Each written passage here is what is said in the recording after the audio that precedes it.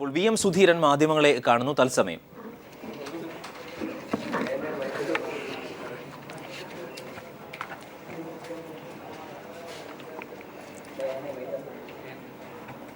പറയട്ടെ. ഇന്നലെ മലപ്പുറത്തും തൃശ്ശൂരും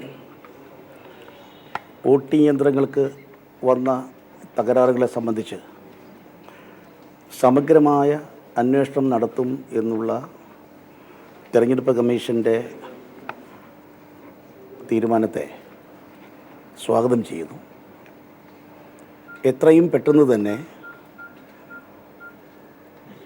സാങ്കേതിക വിദഗ്ധരുൾപ്പെട്ട ഒരു ടീമിനെ, ഒരു സംവിധാനത്തെ ഈ കാര്യം അന്വേഷിക്കുന്നതിന് വേണ്ടി ചുമതലപ്പെടുത്തി എന്ത് സംഭവിച്ചു എന്നുള്ളത്, അതിൻ്റെ യഥാർത്ഥ വസ്തുതകൾ പുറത്തു കൊണ്ടുവരേണ്ടത് ആവശ്യമാണ്. തെരഞ്ഞെടുപ്പ് രംഗത്ത് കേരളത്തിൽ ഇത്തരത്തിലുള്ള ഒരു സംഭവം ഉണ്ടാകാൻ പാടില്ലാത്തതായിരുന്നു. ഏതായാലും ഇനി ഇത് ആവർത്തിക്കാതിരിക്കാനുള്ള കരുതൽ നടപടികൾ സ്വീകരിക്കുന്നതിൻ്റെ ഭാഗമായി തന്നെ എന്താണ് സംഭവിച്ചത് എന്നുള്ളത്, അതിൻ്റെ സർവ്വ ദുരൂഹതകളും മാറ്റി വസ്തുതകൾ പുറത്തു കൊണ്ടുവരേണ്ടത് ഏറ്റവും ആവശ്യമാണ്. തെരഞ്ഞെടുപ്പ് ദിവസം കണ്ണൂരിൽ CPM നടത്തിയ അക്രമം, അന്ന് നടത്തിയ അക്രമത്തിൻ്റെ ഫലമായി ഇന്ത്യൻ യൂണിയൻ മുസ്ലിം ലീഗിൻ്റെ തളിപ്പറമ്പിലെ നിയോജകമണ്ഡലം കമ്മിറ്റി ഖജാൻജി അന്നത്തെ അക്രമത്തെ തുടർന്ന് ഗുരുതരമായ പരിക്ക് പറ്റി മരണമടഞ്ഞിരുന്നു. വളരെയേറെ ദുഃഖകരമായ ഒരു സംഭവമാണ്. തെരഞ്ഞെടുപ്പിന് ശേഷം കുറേ കൂടി കണ്ണൂർ ജില്ലയിൽ CPM അക്രമം വ്യാപിപ്പിച്ചിരിക്കുകയാണ്. സ്ഥാനാർത്ഥികളുടെ വീടുകൾ ആക്രമിക്കുക, അതുപോലെ തന്നെ വാഹനങ്ങൾക്ക് കേടുപാട് വരുത്തുക.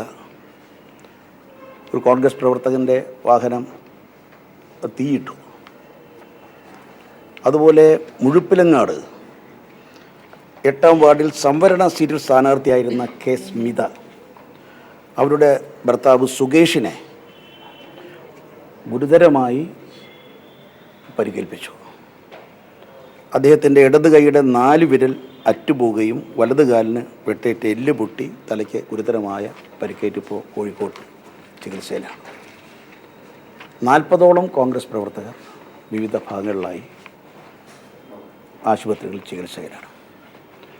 CPM അക്രമ രാഷ്ട്രീയം തുടരുന്നു എന്നുള്ളതിൻ്റെ വ്യക്തമായ സൂചനയാണ്. ഏതായാലും അക്രമികളായ CPM പ്രവർത്തകർക്കെതിരെ അവരെ രാഷ്ട്രീയ പ്രവർത്തകർ എന്നുള്ള പരിഗണന ഒരിക്കലും ഉണ്ടാകരുത്. കുറ്റവാളികൾ എന്നുള്ള നിലയിൽ തന്നെ അവരെ കണ്ടുകൊണ്ട് കൂടുതൽ കർശനമായ നടപടികൾ സ്വീകരിക്കാൻ പോലീസ് സംവിധാനം തയ്യാറാകും എന്നാണ് പ്രതീക്ഷിക്കുന്നത്. നടപടികൾ യഥാസമയം നടത്തുകയും കുറ്റവാളികളെ കൈയോടെ പിടികൂടുകയും ചെയ്യാൻ സാധിച്ചാൽ തന്നെ ഈ തവണ പോലീസ് കുറച്ചുകൂടെ മെച്ചപ്പെട്ട രീതിയിലാണ് അവിടെ പ്രവർത്തിച്ചതെന്നാണ് പൊതുവായിട്ടുള്ള അഭിപ്രായം. എങ്കിലും ഇത്തരം സംഭവങ്ങൾ കൂടി കണക്കിലെടുത്തുകൊണ്ട് കൂടുതൽ ജാഗ്രതയോടുകൂടിയ പ്രവർത്തനങ്ങൾ മുന്നോട്ട് നീക്കുകയും ഒരു കുറ്റവാളി പോലും രക്ഷപ്പെടില്ല എന്നുള്ള ഉറപ്പ് വരുത്താൻ സാധിച്ചാൽ അക്രമങ്ങൾ കുറയുമെന്ന കാര്യത്തിൽ യാതൊരു സംശയവുമില്ല. മറ്റൊരു പ്രധാന കാര്യം, തെരഞ്ഞെടുപ്പ് കഴിഞ്ഞ് തൊട്ട് പിന്നാലെ എറണാകുളത്ത് ഉത്തരവാദപ്പെട്ട പാർട്ടി നേതാക്കൾ തന്നെ പരസ്യമായി തെരഞ്ഞെടുപ്പുമായി ബന്ധപ്പെട്ട കാര്യങ്ങളെക്കുറിച്ച് പൊതു ചർച്ച തുടങ്ങിയത് ഒട്ടും ഉചിതമായില്ല. തെരഞ്ഞെടുപ്പുമായി ബന്ധപ്പെട്ട ഏതെങ്കിലും കാര്യങ്ങളെക്കുറിച്ച് അവർക്ക് അഭിപ്രായമുണ്ടെങ്കിൽ സ്വാഭാവികമായും തെരഞ്ഞെടുപ്പ് വിശകലനത്തിന് വേണ്ടി വിലയിരുത്തലിന് വേണ്ടി ചേരുന്ന KPCC യോഗത്തിൽ അതവർക്ക് പറയാവുന്നതാണ്.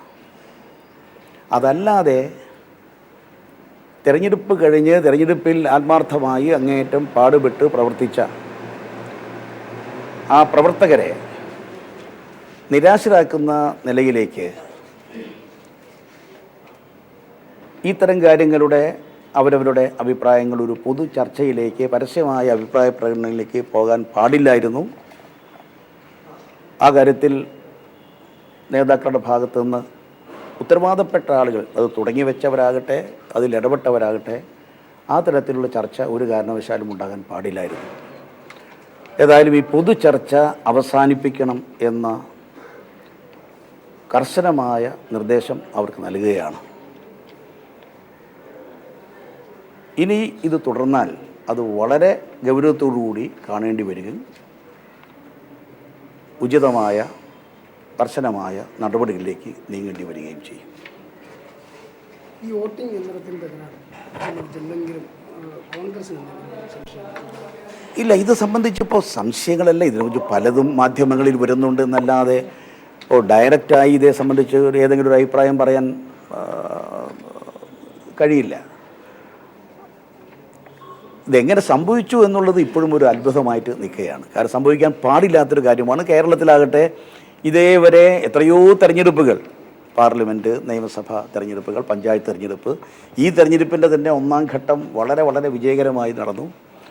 അപ്പോൾ അതൊക്കെ കേരളത്തിന് നമ്മുടെ തെരഞ്ഞെടുപ്പ് രംഗത്ത് വളരെ കാര്യക്ഷമമായ പ്രവർത്തനം നടന്നു എന്നുള്ളതിൻ്റെ ഏറ്റവും പ്രകടമായ കാര്യമാണ്.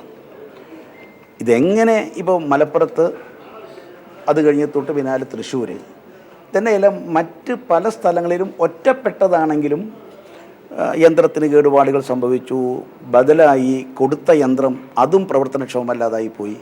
അപ്പോൾ എന്തോ ഒരു തകരാറ് പറ്റിയിട്ടുണ്ട് എന്നുള്ളത് സംശയമില്ലല്ലോ. അത് കണ്ടുപിടിക്കുക, എത്രയും പെട്ടെന്ന് കണ്ടുപിടിക്കുക.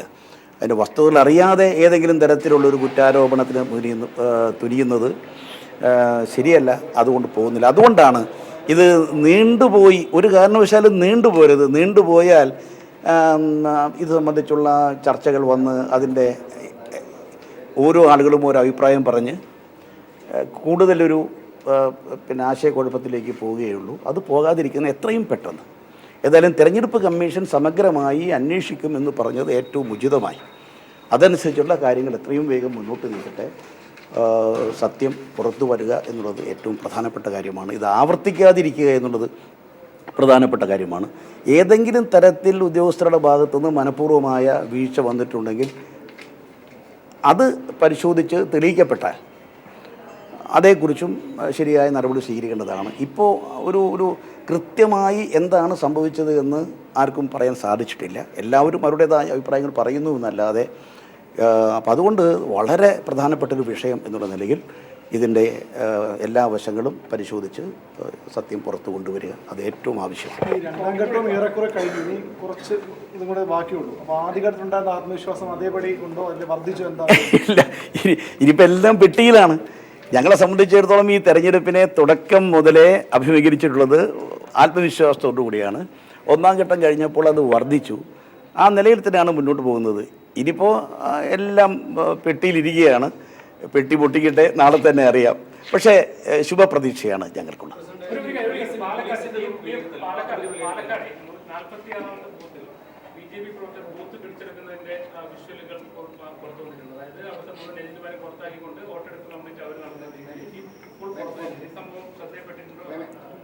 അല്ല, ഇതേക്കുറിച്ച് ഇപ്പോൾ എന്നോടാരും സംസാരിച്ചിട്ടില്ല. ഏതായാലും സ്വാഭാവികമായി അങ്ങനെ സംഭവിച്ചിട്ടുണ്ടെങ്കിൽ അവരുടെ ഉള്ളിൽ നടപടി സ്വീകരിക്കേണ്ടത് ആവശ്യമാണ്. യാതൊരു സംശയവുമില്ല. അങ്ങനെ കേരളത്തിൽ അങ്ങനെ ഒരു UP മോഡൽ എന്തെങ്കിലും സംഭവിച്ചിട്ടുണ്ടെങ്കിൽ തീർച്ചയായും അതിൻ്റെ പേരിൽ കർശനമായ നടപടി സ്വീകരിക്കേണ്ടതാണെന്ന കാര്യത്തിൽ യാതൊരു സംശയമില്ല. അങ്ങനെ സംഭവിച്ചിട്ടുണ്ടെങ്കിൽ അതനുസരിച്ച് ബന്ധപ്പെട്ട ഉദ്യോഗസ്ഥർ നടപടി സ്വീകരിക്കാൻ ബാധ്യസ്ഥരാണ്. അത് സ്വീകരിച്ച് കാണുമെന്നാണ് പ്രതീക്ഷിക്കുന്നത്. ഇല്ലെങ്കിൽ അത് കൃത്യമായി പരിശോധിക്കപ്പെടേണ്ടതാണ്.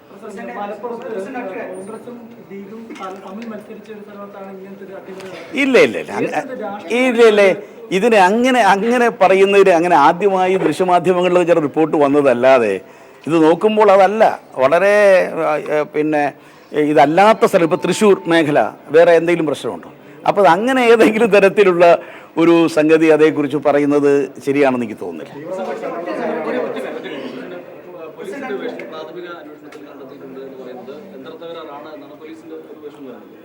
അല്ല, അതിപ്പോൾ ഞാൻ പറയാം, അതിപ്പോൾ പോലീസിൻ്റെ വെർഷൻ അതാണ്, പ്രാഥമിക അന്വേഷണം അതാണെങ്കിൽ അതാണ് ഞാൻ പറഞ്ഞത്. ഇതിൻ്റെ സാങ്കേതിക വിദഗ്ധന്മാരെ കൂടി പങ്കാളികളാക്കിക്കൊണ്ട് വിശദമായ കൃത്യമായൊരു അന്വേഷണം എന്ന് പറയുമ്പോൾ എല്ലാ വശങ്ങളും നോക്കി ഒരു പരിശോധന നടത്തി അതിൻ്റെ സത്യം പുറത്തു കൊണ്ടുവരിക എന്നുള്ളതാണ്. അല്ല, അതൊക്കെ പരിശോധനയിലൂടെ പുറത്തു വരേണ്ടതാണ്. ഇല്ല, ഇതൊന്നും ഇപ്പോൾ വോട്ട് പെട്ടിയിലാണ് ഇരിക്കുന്നത്. അത് നാളെ പുറത്തു വരും. നാളെ റിസൾട്ട് വരികയാണ്. നാളെ റിസൾട്ട് വരട്ടെ. വളരെ ശുഭപ്രതീക്ഷയോടുകൂടി തന്നെ ഞങ്ങൾ നോക്കിയിരിക്കുകയാണ്. KPCC അധ്യക്ഷൻ VM സുധീരൻ അദ്ദേഹം തിരുവനന്തപുരത്ത് മാധ്യമങ്ങളെ കാണുകയായിരുന്നു. കൊച്ചിയിലെ ഗ്രൂപ്പ് വഴക്കിൽ അദ്ദേഹം കർശന നിർദ്ദേശമാണ് നൽകിയത്. പരസ്യമായി ഇക്കാര്യങ്ങൾ പാർട്ടി വേദിയിലാണ് ഉന്നയിക്കേണ്ടത്. ഇനി ഇക്കാര്യങ്ങൾ തുടർന്നാൽ, പരസ്യമായ അലക്കൽ തുടർന്നാൽ കർശന നടപടി എന്ന തരത്തിലേക്കുള്ള സൂചനകൾ അദ്ദേഹം നൽകി. സമഗ്രമായ അന്വേഷണം വേണം.